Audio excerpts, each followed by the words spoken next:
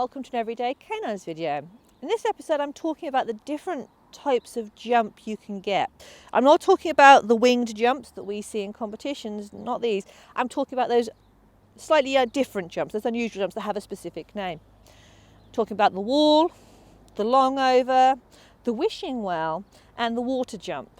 Now, two of those you're going to see very rarely. The wishing well, I'm not sure the last time I've seen it in competition. It is a legitimate piece of equipment, but you don't see it very often, and if you do see it, it will be usually at the higher levels.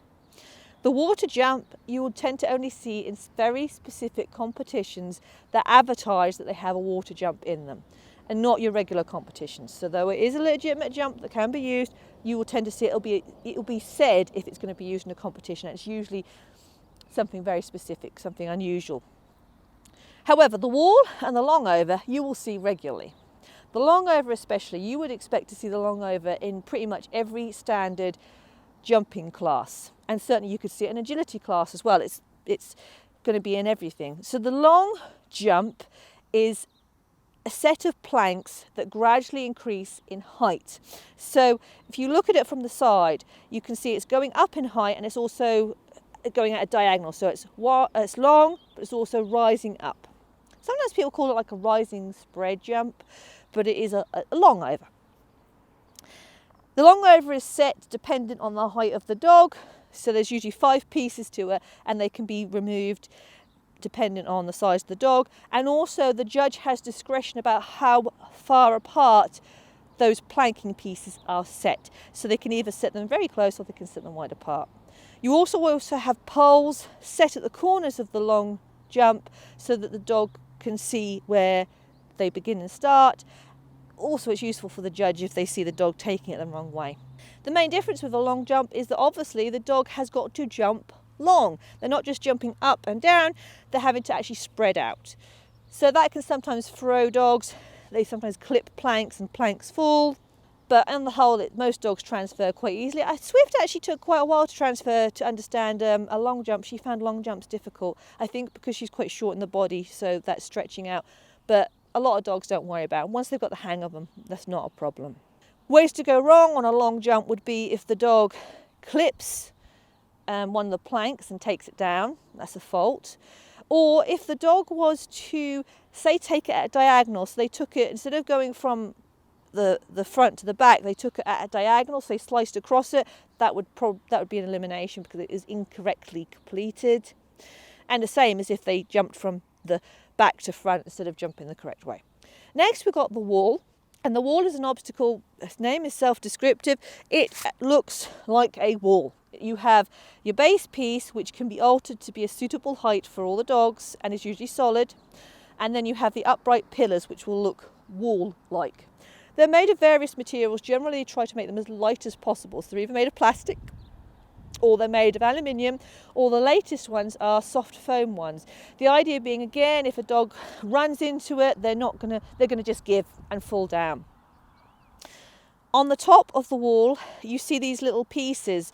They're like, they look a little bit like roof tiles. They make me think of like what you had in some of those wooden block toys you had as a kid, which you could make houses on. They look like the little roofs, and they sit on the top. And why they're there is because if the dog goes too shallowly over the wall, they'll actually clip those and they'll take them down, and then the judge can see, oh, that dog did not do it correctly, and fault them. The wall can sometimes cause issues with dogs because it is different. It has got these solid pillars. Once they're used to it, it's not usually an issue. You generally don't see things like tight turns on walls, though you can, because they're harder for the dog to do and negotiate. And you generally see them doing as a straight over. But as I said, you can see these things. You can do round the backs on walls, you can do freddles on walls, you can do all those usual things.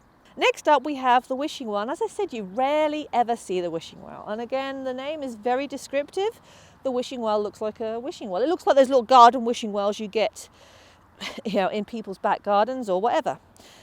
The idea with the wishing well is that it's a solid thing that the dog has to jump through. So it's got the base, which hasn't got a hole and it'll be solid, and then it'll have the 2 uprights and a roof. So the dog is having to jump through something. Again, they're designed to be as soft on the dog as possible, though these days you see them so rarely. I think the last time I saw one, it was made of wood. And I'm not sure how they're designed to collapse or anything like that to protect the dog, because again, they're not being made that often, but they do exist and they are a legitimate piece. I wouldn't expect them at a lower level, and it would usually be in something like a champ class or some special qualifier that you would see them in.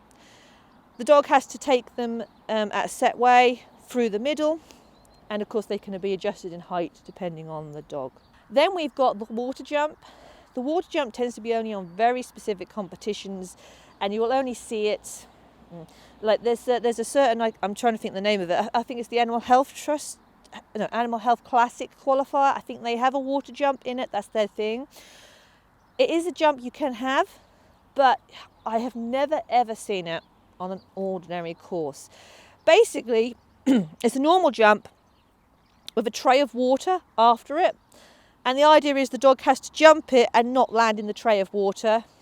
If it lands in the tray of water, that's a fault, and carry on. It reflects on like the water jumps you might have had in show jumping and stuff.